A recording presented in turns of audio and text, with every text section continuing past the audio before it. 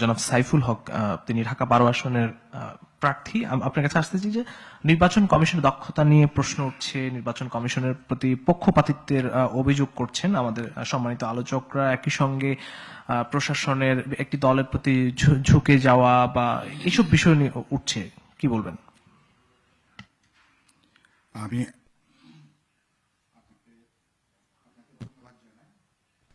সাউন্ডটা ঠিক আছে? আপনাকে ধন্যবাদ জানাই। এখানে ঢাকার বিভিন্ন আসনের আমাদের সংগ্রামী প্রার্থী যারা আজকের এই আপনার আলোচনা অংশ নিচ্ছেন, আমি তাদেরকে শুভেচ্ছা জানাই। আমি শুরুতেই আমাদের বিশেষ করে বেগম খালেদা জিয়া, যিনি গত 30 তারিখে তিনি শেষ নিঃশ্বাস ত্যাগ করেছেন এবং বলতে পারেন দেশবাসীকে প্রায়, যেটা আপনি উল্লেখ করছিলেন যে শোকের সাগরে ভাসিয়ে, আমি তার সংগ্রামী জীবনের প্রতি শ্রদ্ধা জানাই। একই সাথে আমি শরীফ ওসমান হাদি, যিনি ঢাকা 8 আসনের যিনি প্রার্থী ছিলেন এবং তাকে যেভাবে গুলি করে হত্যা করা হয়েছে, আমি নিন্দা জানাই, প্রতিবাদ জানাই এবং তারও সংগ্রামী স্মৃতির প্রতি আমি গভীর শ্রদ্ধা জ্ঞাপন করি।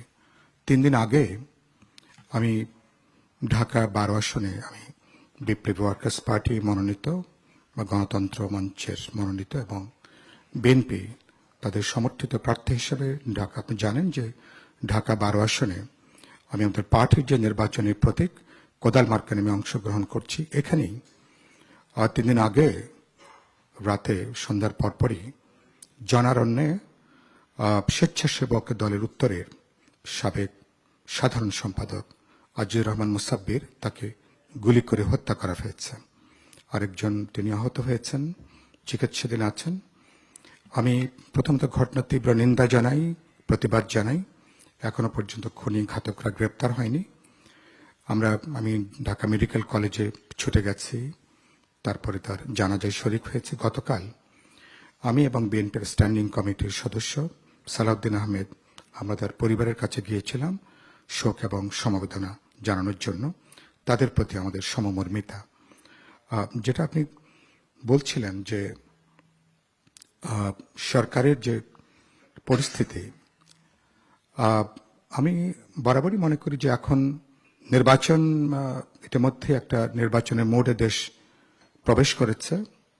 17 বছর ধরে আমরা এই ধরনের পরিবেশের জন্য আমরা অপেক্ষা করছিলাম, কিন্তু এখনো পর্যন্ত এটা আমি প্রায় 1 বছর ধরে কথাটা বলে আসছি।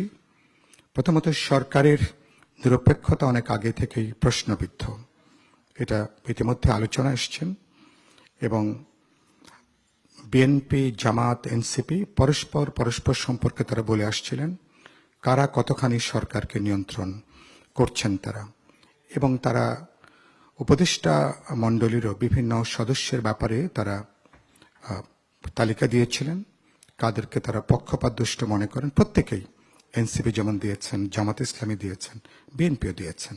আমরা বিশ্বাস করি এই স্বপ্নগুলিতেই তৈরি হবে স্বপ্নের বাংলাদেশ। স্বপ্নধারা, ধরনীর বুকে স্বপ্নের ঠিকানা। কিন্তু এ ব্যাপারে আমরা সরকারের তাৎক্ষণিক বা পরবর্তীকালে তেমন কোনো উদ্যোগ বাস্তবে আমরা লক্ষ্য করিনি। সরকারের নিরপেক্ষতা শুরু থেকেই প্রশ্নবিদ্ধ। এটা কোনো বিতর্কের বিষয় না। এটা যে কোনো সাধারণ মানুষ যার কাণ্ডজ্ঞান আছে, সরকারের চলা, মতি, গতি, বলা, এগুলো দেখলে যে কেউ এটা বুঝতে পারেন। তারপরও আমি নিজে প্রফেসর ইউনুসকে কথাটা বলেছিলাম যে আপনারা নিরপেক্ষতার পরীক্ষায় আপনারা পাশ করতে পারছেন না, কিন্তু একই সাথে আমরা মাঝে নদীতে আমরা মাঝিও বদলাতে চাই না। তাহলে কি করতে হবে? তাহলে আপনাকে নিরপেক্ষতার পরীক্ষায় আপনাকে পাশ করতে হবে। যেটা এখানে আলোচনা হলো, সমস্ত দল, প্রার্থী যারা আছেন তাদের সবার জন্য সমান সুযোগ, সমান গণতান্ত্রিক পরিসর, গণতান্ত্রিক যে স্পেস, সেটা নিশ্চিত করতে হবে। একই কথা আমি নির্বাচন কমিশনকেও আমি কথাটা বহুবার তাদেরকেও আমরা বলেছি। নির্বাচনের তফসিল ঘোষণা করবার পরে নির্বাচন কমিশনের বিশেষ দায়িত্ব আছেন, তাদের ক্ষমতা আছেন। সুতরাং নির্বাচন কমিশনের তারা সে দায়িত্ব ক্ষমতা প্রয়োগ করছেন কিনা, বিভিন্ন রাজনৈতিক দল প্রার্থীদের মধ্যে, যেটাকে আপনারা বলছেন সমান সুযোগ বা সমান জমিন তৈরি করবার ক্ষেত্রে এক্ষেত্রে কিছু কিছু ব্যত্যয় আছে। সমস্যা হচ্ছে আমরা যখন যেটা যার পক্ষে যাচ্ছে সেটা নিয়ে আমরা উচ্চবাচ্য করছি না, যখন যার বিরুদ্ধে যাচ্ছে তখন সেটা নিয়ে আমরা কথা বলছি। এক্ষেত্রে আমরা সাধারণভাবে মানে আমাদের চিন্তা দৃষ্টিভঙ্গির তো যে সমস্যাটা আছে, কিন্তু আমি পরিষ্কার করে মনে করি 17 বছর পরে যে নির্বাচনে আমরা যাচ্ছি, এই নির্বাচনকে প্রশ্নবিদ্ধ করা, বিতর্কিত করবার কোনো সুযোগ নেই। আমি গত কদিন ধরে লক্ষ্য করেছি উদ্বেগের সাথে সরকারকে বা বিশেষ করে নির্বাচনকে অগ্রিমভাবে প্রশ্নবিদ্ধ করার একটা রাজনৈতিক তৎপরতাও বিভিন্ন রাজনৈতিক বক্তব্য আমি লক্ষ্য করেছি। পাশাপাশি নিশ্চয়ই সরকারের সমালোচনা আছে, নির্বাচন কমিশন এমনকি এবারকার এই প্রার্থী মনোনয়ন পত্র যাচাই বাছাইয়ের ক্ষেত্রে সব ক্ষেত্রে তারা কোনো স্বাধীন, পেশাদারী অথবা নিরপেক্ষ আচরণ করতে পেরেছে। এটা ব্যক্তিগতভাবে আমি এটা বিবেচনা করছি না। তাদেরও যারা দায়িত্বে আছেন, রিটার্নিং অফিসার, সহকারী রিটার্নিং অফিসার, তাদেরও নানা ক্ষেত্রে নানা ধরনের পক্ষপাত দুষ্টতার অভিযোগ আছে। এই অভিযোগগুলোকে উড়িয়ে দেবার কোনো সুযোগ নেই। নির্বাচনকে কারা প্রশ্নবিদ্ধ করতে চায়, আপনি যে বিষয়টি বললেন? না, প্রশ্নবিদ্ধ প্রথমত যখন যেটা ধরুন আমার বিপক্ষে যেটা যাচ্ছে তখন আমি সেটা নিয়ে তখন কথা বলছি, যেটা আপনার বিপক্ষে যাচ্ছে তখন আপনি কথা বলছেন। কিন্তু সাধারণ সত্য হচ্ছে যে কোনো না কোনোভাবেই আমরা অগ্রিমভাবে আছে না, যে আগেই একটা আপনার মানে অফেন্সটা আগেই নিয়ে নেওয়া আর কি। তো আমি বলছি সেখানে এটার রাজনৈতিক দলগুলো তো কথা বলতেই পারেন এবং প্রত্যেকের বক্তব্যের মধ্যে কিছু কিছু সত্যতা আছে। সেই সত্যতার আমি যেটা বলতে চাই যে সরকার নিরপেক্ষ, আমি এখনো মনে করি সরকার নিরপেক্ষতার পরীক্ষায় পাশ করেছেন। তাদেরকে যদি আমাকে যদি নম্বর দেওয়া হয়, আমি হয়তো সরকারকে সমর্থন করি বলে কিছুটা বলতে পারেন তাদেরকে টেনে টুনে তাদের কথা আমি পাশ করানোর চেষ্টা করছি। কিন্তু টেনে টুনে পাশ করানো দিয়ে সরকারের পক্ষে খুব ভালো নির্বাচন করা সম্ভব না।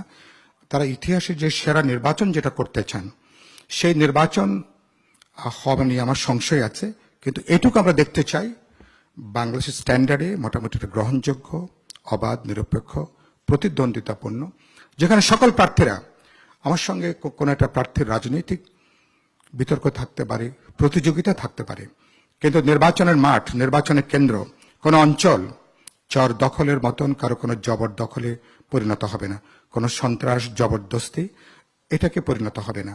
এই পরীক্ষায় সরকার নির্বাচন কমিশনকে আমি এখনো পর্যন্ত কাঙ্ক্ষিত মাত্রায় আমি এখন তাদেরকে সক্রিয় দেখছি না। আমি কথাটা প্রায় প্রতিদিনই কথাটা বলছি।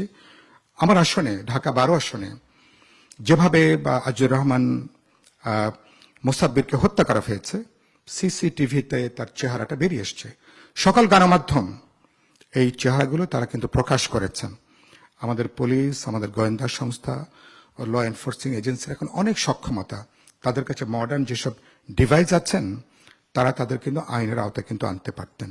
কিন্তু এখনো পর্যন্ত আমি দেখছি না। ফলে কি হচ্ছে, প্রার্থীদের মধ্যে একটা, আমার এখানে যে বন্ধুরা আছেন, প্রার্থীদের মধ্যে একজন উদ্বেগ আছে, ভোটারদের মধ্যে শঙ্কা তৈরি হচ্ছে, এমনকি ভোট কেন্দ্রের নিরাপত্তা নিয়েও কিন্তু উদ্বেগ এবং উৎকণ্ঠার জায়গাটা কিন্তু আছে।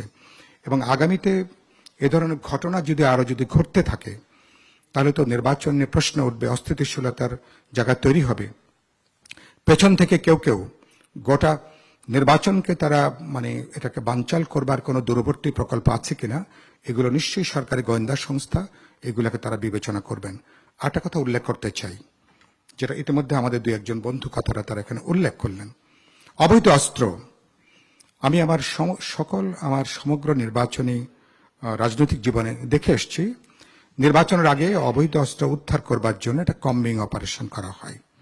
এখন অপারেশন ডেভিল হান্টের নাকি দ্বিতীয় পর্যায়ে চলছে।